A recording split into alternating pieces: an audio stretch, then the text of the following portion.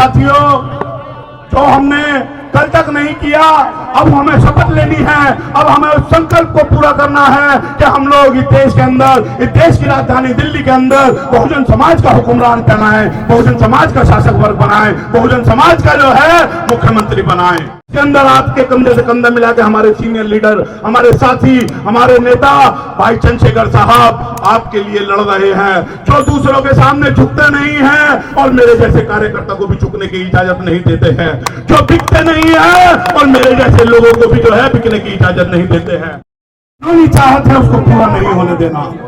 सम्मानित साथियों, आज पूरे देश के अंदर सदियों से चली आ रही गैर बराबरी के खिलाफ भीम आर्मी के चीफ, आजाद समाज पार्टी के राष्ट्रीय अध्यक्ष, नगीना के सांसद जो आज हमारी इस सभा के मुख्य अतिथि हैं, वो इस देश के अंदर शोषित वंचित वर्ग के लोगों के मान सम्मान स्वाभिमान की लड़ाई को लड़ने का काम कर रही है।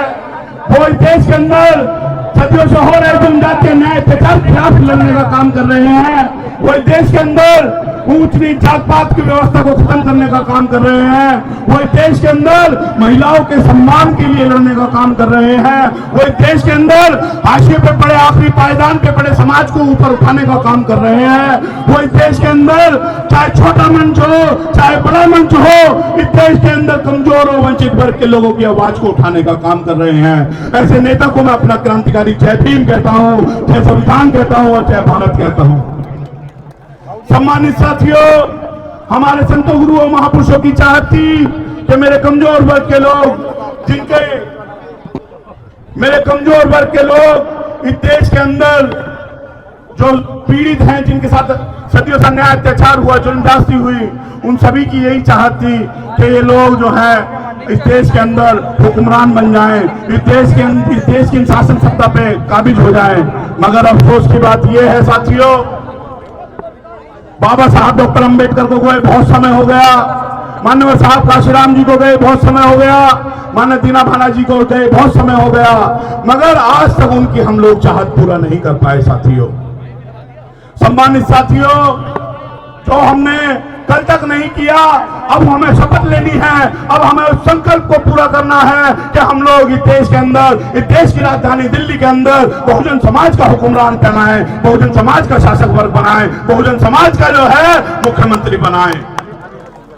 क्योंकि सब बात से सम्मानित साथियों, मैं देखता हूं कि इस देश के अंदर, इस प्रदेश के अंदर भी जो लोग जो है बाबा साहब डॉक्टर अंबेडकर की तो जो है चित्रों पे माला चढ़ाते हैं, मगर विचारों पे ताला लगाते हैं।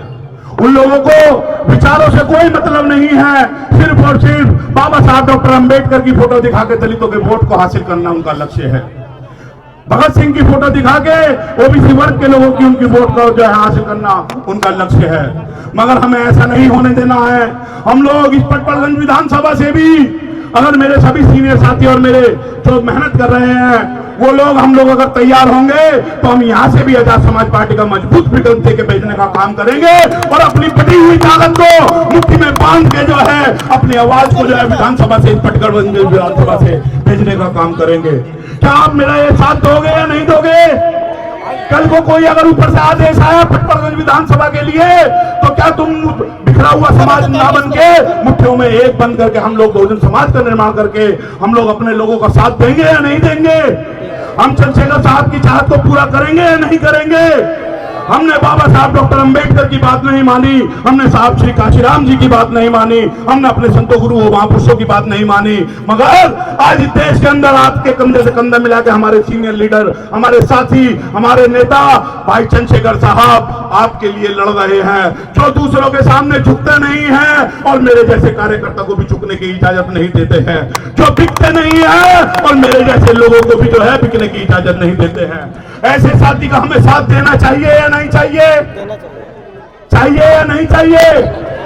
अगर साहब आपका आदेश होगा तो हम लोग यहाँ से भी जो है मजबूत प्रत्याशी देके अपनी जो है आपकी आवाज को विधानसभा तक पहुंचाने का काम करेंगे।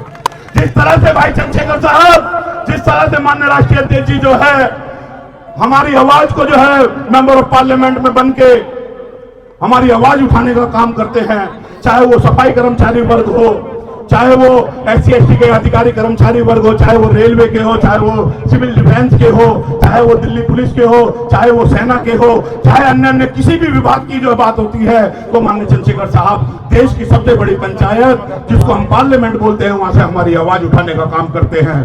देश को आजाद हुए 75 साल हो गए, इस देश के अंदर सबको समानता का अधिकार मिले 75 साल हो गए, मगर आज तक किसी ने हमारी आवाज को मेंबर ऑफ पार्लियामेंट बन के वहां पे उठाने का काम नहीं किया।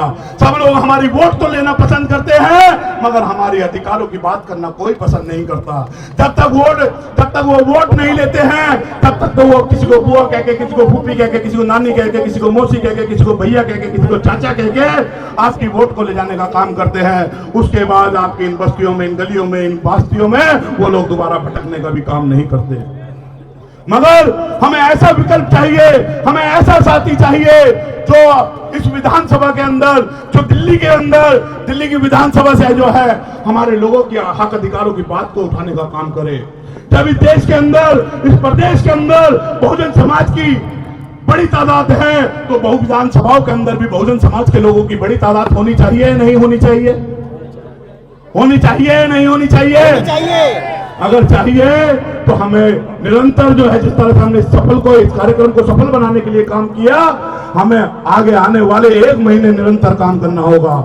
आपने मुझे सुना, आप सब लोग आए, मैं सिर्फ और सिर्फ मंजीत भाई बार बार हिमांशु कह रहे थे, भाई जिस तरह से माननीय राष्ट्रीय अध्यक्ष जी एक हिमांशु से राष्ट्रीय अध्यक्ष चंद्रशेखर साहब नहीं बने, उस तरह से हिमांशु भी जो है अपने घर से सिर्फ और सिर्फ अपने नाम से हिमांशु नहीं बना। ये हजारों साथी जो दिन रात मेरे साथ संघर्ष कर रहे हैं, उनकी बदौलत ही हिमांशु आज जो है बना है, उनकी बदौलत ही जो है माननीय चंद्रशेखर साहब यहाँ तक पहुंचे हैं। मैं सभी साथियों को दिल की गहराइयों से धन्यवाद करता हूँ, जो लोग मेरे एक कहे पे जो है कहीं पे भी पहुंचने का काम करते हैं। बड़ी तादाद में माएं बहनें यहाँ बैठी है, मैं उनका भी धन्यवाद करता हूँ जो मेरे कहे पे जो है पहुंचने का काम करते हैं, और आगे भी आशा और उम्मीद करता हूं, और मैं कुदरत से प्रार्थना करता हूं कि इस मिशन और आंदोलन के लिए मैं ईमानदार रहूं।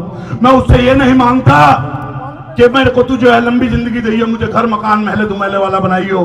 बस मैं ये बात कहता हूं कि बस मैं जितने दिन भी जीऊं, इस आंदोलन के लिए ईमानदार रहूं, कभी ना बिकने वाला ना बनूं। धन्यवाद सम्मानित साथियों, आपने मुझे सुना, बहुत बहुत शुक्रिया। अब हमारे महबूब नेता, हमारे बड़े भाई, मैं साथियों निवेदन करना चाहूंगा। साथियों, जैसा कि आपको पता है, बी मिशन टीवी हमेशा ग्राउंड जीरो की रिपोर्ट आपके बीच रखता है। अगर आपको हमारा काम पसंद आता है तो बी मिशन टीवी को आर्थिक मदद करें, जिससे कि हम यूं ही निरंतर ग्राउंड लेवल पर काम करते रहें। स्क्रीन पर दिख रहे QR कोड को स्कैन करें और अपने दान की राशि बी मिशन टीवी के खाते में भेजें। QR कोड के अलावा आप हमारी UPI ID bmissiontv@ybl पर भी मदद भेज सकते हैं।